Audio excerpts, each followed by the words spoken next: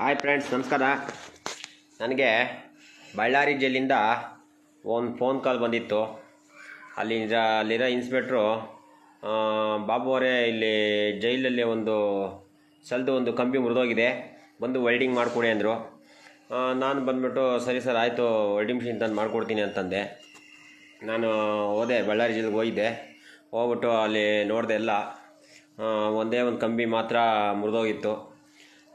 ಆ ಸಲಿಗೆ ದರ್ಶನ್ ಸರ್ನ ಹಾಕ್ತಾರೆ ಅಂತ ನನಗೆ ಹೇಳಿದ್ರು ಅವರು, ಈ ಸಲಿಗೆ ಹಾಕೋದವ್ರನ್ನ ಅಂತ. ಸರಿ ಸರ್, ಆಯಿತು, ಮಾಡಿಕೊಡ್ತೀನಿ ಅಂತಂದೆ. ಎಲ್ಲ ನೀಟಾಗಿ ಇಟ್ಬಿಟ್ಟು ಎಲ್ಲ ಕ್ಲೀನಾಗಿ ಎಲ್ಲ ವೆಲ್ಡಿಂಗ್ ಮಾಡಿದೆ. ದರ್ಶನ್ ಸರ್ನ ಕರ್ಕೊಂಬರ್ತಾಯಿದ್ರು. ಎಲ್ಲ ವೆಲ್ಡಿಂಗ್ ಮಾಡಿ ತಿರ್ಗಿ ನೋಡಿದೆ, ದರ್ಶನ್ ಸರ್ ಬರ್ತಾಯಿದ್ರು. ನಾನು ಬಂದುಬಿಟ್ಟು ದರ್ಶನ್ ಸರ್ಗೆ, ಸರ್ ನಮಸ್ಕಾರ ಸರ್, ಚೆನ್ನಾಗಿದ್ದೀರಾ ಸರ್ ಅಂತ ಕೇಳಿದೆ. ಅವರು ಚೆನ್ನಾಗಿದ್ದೀನಪ್ಪ, ನೀನು ಚೆನ್ನಾಗಿದ್ದೀನಪ್ಪ ಫಸ್ಟು ಅಂತ ಕೇಳಿದ್ರು. ನನಗೆ ತುಂಬ ಖುಷಿ ಆಯಿತು. ನಿಜವಾಗ್ಲೂ ದರ್ಶನ್ ಸಾರು ತುಂಬ ಒಳ್ಳೆಯವರು. ಅವ್ರಿಗಿನ್ನೇನು ನಾನು ಹಗ್ ಮಾಡಬೇಕು ಅನ್ನೋಷ್ಟರಲ್ಲಿ ಇಲ್ಲಿ ಹಾಳಾದ ಕೋಳಿ ಎಲ್ಲಿತ್ತೋ ಏನೋ ಗೊತ್ತಿಲ್ಲ ಕಣ್ರಿ, ಕೊಕ್ಕೋ ಅಂತ ಕೂಗ್ಬಿಡ್ತು. ಎಚ್ಚರ ಆಗೋಯ್ತು. ಏನು ಮಾಡೋದು, ಇದು ನಮ್ಮ ಪರಿಸ್ಥಿತಿ.